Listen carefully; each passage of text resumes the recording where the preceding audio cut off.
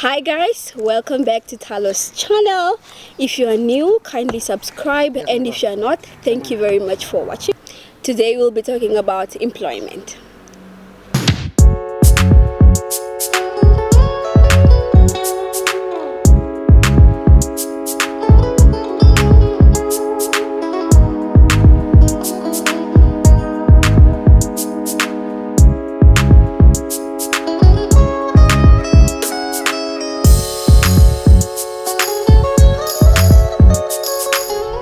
Hi guys, welcome back, and on today's talk we have the Q&A. I asked on my WhatsApp and my Instagram for you guys to ask questions about employability, employment, everything work related. And with me today I have... My name is Sipora Haimene. I work as a performance management coordinator and I have been employed for 5 years. My name is Eliasa Shitatala. I am a mechanical engineer for 3 years now. Hi guys, my name is Emmanuel Thomas and I'm a candidate legal practitioner for the past year or so. Good afternoon everybody. I am Omsimanekwa, myself Honorable Comrade Mr. Se, Boss Chief King, Stimela Stimson, Major General Kapatashu. I am an Information System Support Officer and I've been employed for over 8 years in an IT environment. Okay, so the first question is, did you always know what you wanted to be? And are you in the field of work where you wanted to be in? What do you guys think? He's looking at me funny, but I'll start with mine. When I was younger, I always wanted to be a doctor. So till grade 9, grade 10, when my little niece, that was 2011, 2012, my little niece was in an accident, a burn accident. So she had 3rd-degree burns, I think. And we had to go visit her at Central Hospital. When we got there, it was just sick people here, people dying. The situation just looked so horrible. It terrified me. And that's when I changed my mind. I was like, I'm not going to do that. So no, I'm not. This is not what I thought or wanted to be as a kid, and I'm not in the field I wanted to be. I've always wanted to be a civil engineer, so that's the field I've applied for. Then I made my way to UNAM, but then I was missing, was a grade below. The science fields actually required higher grades, and I think I had a C in one of my science subjects. So I ended up going for my second opportunity, or second option, which is basically to be a teacher and teach languages, English and one of the vernacular languages. But then I think the people at UNAM messed up because what they did is they put me on adult education and community development. Yes. I stayed there for about 3 months. We went into Easter holiday, never came back to school. And yeah, I think since then I started, researching and searching and finding out that there is actually IT out there, and then that's how I ended up into IT. And I think I've never looked back since then. So I'm very much enjoying IT. So I would say civil engineering, IT, and on IT there's also IT engineering. So I think the engineering still stayed. So yeah, I'm where I'm supposed to be. Growing up, I always wanted to do law, so I wanted to be a lawyer. However, when I was in grade 12, we went for a career fair, and then that's when I got introduced to psychology, and then I applied for psychology. My parents, on the other hand, were not really happy about my decision. Even when I was filling in my forms, my dad wanted me to go study education. However, when I went to take my application to NAMPOST, I changed my field to psychology, and then that's how I got into psychology.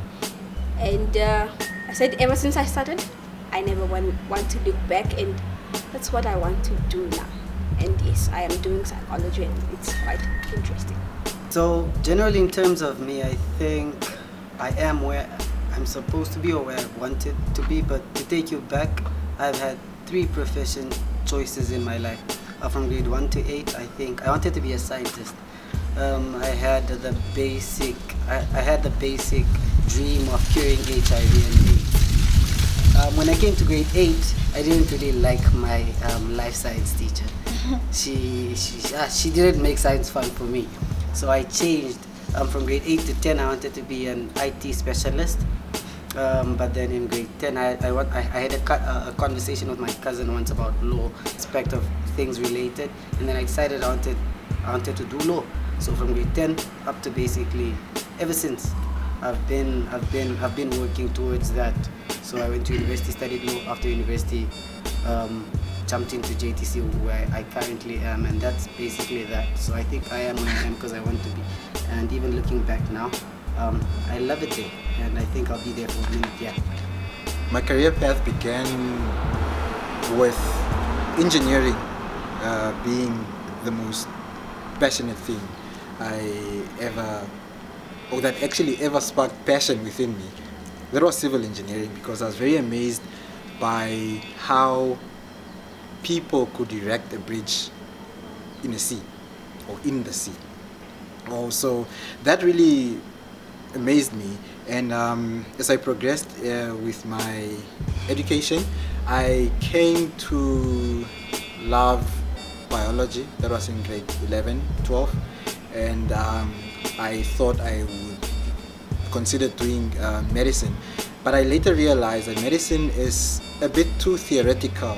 I mean, everything is theoretical, but it was a bit too much for me. I hated theory till this point, but that has changed because it has come to bite me. But then what I currently am is still engineering, mechanical. I did want to do mechatronics at some point. Circumstances didn't really allow me to pursue that discipline of engineering, but it is just where I am. You add, I could just go into electronics and I could be a mechatronics engineer, but I'm very happy with my choice and I would never look back. So the next question is, how did you adapt from school life to work? I don't think I'm in the particular position to answer that because I'm not completely done with school. But in terms of recognizing the difference, I would then say there's a whole lot of more obligation to you, especially now that I'm doing both. I have to go to school, which is usually after work, and work ends at 5. So there's a long day, and then there's also that part after the day where you have to go to school still. So I don't know, I think I'm still a student, man. For me, I'll say it's very difficult because when I was in my final year, I got a bursary. So during holidays, I have to go to work instead of me going to have a holiday. So transitioning that, it was very difficult because work and school, totally different things. And I'd say even my boss would say that it was difficult for me. I didn't like the thing of waking up early to go to work and then also being at work up until 5. So that was very difficult for me. So I'll say it wasn't easy, but I managed. Okay, Eliasar and Stebela, I want to know, how do you best prepare for going into the job market when you have 0 to no experience? When you're just a fresh graduate, how did you prepare to jump into the job market? Okay, I think it's more Stebela related since it was bursary. I think preparation starts at school because as part of your undergrad, you actually have a field of study, a subject whereby you are required to do on-the-job training. So now that on-the-job training is basically getting hints on how to join the workforce from school, and also how you can integrate within the work environment. So with that, it sort of sets the foundation for you to actually pick up when you start being an employee. So now, like, let's say for example, in my case, when studying IT, we had to do a industry project. Now the industry project basically just means that you get into the industry, but you have to get into the actual department which fits your career, which is now the IT department. Now within that, you basically just apply what you have learned from school and integrate with the concept of being at work and look at how you can juggle between those two. But in actual fact, it's that easy if you have career guidance both from school and having an industry supervisor actually make life easier for you. Scar, how do you juggle, since you're still a student, how do you juggle work, school, and a social life? Because I'm sure you still have a social life. That once in a month that you see doesn't really mean much, eh? But yeah, I think at the end of the day, it's all about principles and things that you set yourself to want. You have 24 hours in a day, 12 of those hours you generally have to be at work, probably from 8 to whatever time, and then you add 4 or 5 more of those hours after that you're a student, which means you still have about what? You still have a lot of hours, more than 8 hours, or about 8 hours of your day left. I sleep for 5, the other 3 I do what I can in those, Right. but doesn't matter what I do. But I generally think it just has to do with time management. You have to be able to manage your time to such an extent that you get to do everything that you need to do. If you have to give time to your books, then you have to give time to your books. If you have to give time to your duties as a working class person, then you have to make time to those as well. And in terms of your social life, I'm not gonna lie to you. You're at the point where something has to become a sacrificial goat if you want something at another point in life. But yeah, I think that's what is essentially important, time management, yeah. Eliasser, as a young professional, I'm pretty sure you've been told you need to save, you need to invest, what. You are working now, you are now sitting with the grown people when they're talking about weddings and contributions, you are included now. What is the best way to invest and save, or what has worked for you as a young professional? Well, I'm not gonna lie to you. Disciplining yourself with finances, I think, is, amongst other things, is one of the hardest thing to do, because transitioning from school to work, I mean, working every single day. I mean, you have an income at the end of the month. You have, freedom to use your money as you will. But it comes to a point where you now want to kind of make up for the time you've lost in university, to enjoy yourself and get all the things that you think you are not necessarily entitled to, but to spoil yourself. I mean, it's normal. But I think it differs from person to person, because there are people with responsibilities more than others, and some people have black tax, and that eats a lot into in their savings budget. But I would say that how I manage to save or manage my finances, I basically set up a not necessarily a program, but a plan where every aspect of my life is budgeted for. Social life is budgeted for, food is budgeted for, everything. If you have a vehicle, you have to budget for that. Your clothing, you have to budget for that, and you have to discipline yourself into sticking to your budget all the time. I mean, it's not easy to stick to within the limits, but I've watched a lot of videos on YouTube on how to effectively save money with or without black tax, and it comes to a point where you have a certain percentage of your salary that you have to allocate to savings chronically, and it has to be a routine thing. So you need to save as much as you can, like a huge chunk of your finances. You need to prioritize. I think that's what really helped with my finances. So the next question is a free ball, so anybody that wants to answer can. How does one best prepare for an interview, a job interview, or a bursary interview even? How do you best prepare to make sure that you are the actual candidate that they choose? I'll say to best prepare for an interview, what you have to do is, number one, call that particular organization and then ask for a job description, so that you can see where they might derive the questions from. So once you do that, read it carefully. Also know the background of the organization that you have applied to, and one of the things that you should do is that you should always know your stuff. If you are in IT, know your field. If you are in engineering, know your field. If you are in HR, know your field. And also, what you should do is prepare well for that particular interview. That is, dress accordingly, because presentation is very, very key. And when you are entering that particular building, it's best to greet everybody that you are meeting, because you never know who is going to be on the panel. And once you do that, then I'll say, if you know your stuff well, you are well prepared, then you're good to go. think just to add on what Sipora said, it's very important to understand that in interviews are nerve-wracking.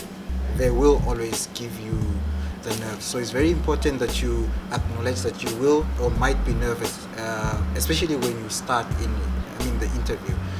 So it would, in addition to knowing your stuff, it's very important that you have probably 2 or 3 people that you can present to, or you set up as you have a panel set up where they can ask questions. You can draft those questions depending on your field, and you can answer them and they can correct you, just to have a feel of how the panel is going to be. It's not going to be as relaxed as that, but it would really help you just calm yourself in the panel during the interview. Also, just watching some YouTube videos on how to answer certain questions, the structure, the attitude, the approach, it really helps you win, if I may put it like that. I can just add that it's very important if you're going to look for if you're looking for a particular job at a particular company, to inform yourself about the general role or what that company specifically does, so you can know how you will fit in the administration there too, and how you can actually provide to the productivity or the objectiveness of that particular company. But generally, you should read up on that particular company or that organization, just so you won't be surprised as into how you fit in, if that comes to that. Yes. Last but not least, I would like everyone to give a short answer on how do you combat feelings of inadequacy. Like you feel like you just aren't fit for that. I think what helped me best was the fact that my boss made it known to me that I'm new, I'm still learning, so I'm allowed to make mistakes and I'm allowed to ask questions. If you go on just doing because you're afraid to make a mistake, or you're afraid your boss will think you don't know, you will fail. You're setting yourself up to fail. But if you ask questions, you tell the boss where you are stuck, you tell your colleagues. I was lucky enough to have colleagues that were very, very helpful. They helped push us. So if you're in an environment that allows for that, you should always ask. If you're not in an environment that allows for you to ask your peers that are maybe in the same field as you. I believe generally in life, I would call it lifelong learning, because wherever you find yourself, it's basically a new environment, or if it's an old environment, you still have to come up with initiatives that needs to work for you, or how you have to adjust into any other environment. Yes, of course, your colleagues, your bosses can also facilitate your learning process, or how you fit into the environment. But I think in short, it's basically just considering the fact that it's life learning, it's long, yeah, that word. But the main objective should always be what you went in with should not be what you come out with. You went in at this level, you should always try to improve yourself so that you can reach a certain particular stage. I think it's also important to understand that if you don't initiate, you don't necessarily give yourself an opportunity to be exposed to anything.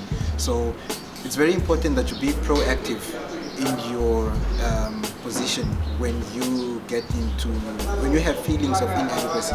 Be proactive, be the fool, ask what you can do to help, do the small things. It does not really matter if it's for your boss, your supervisor, or just the general maintenance team. For example, in my field, do whatever it is that you can to just expose yourself to the spectrum of your field. That is all from us. We would like to thank you so much for tuning in. Thank you to my panelists for your time, your knowledge, and don't forget to like, comment, subscribe, and share.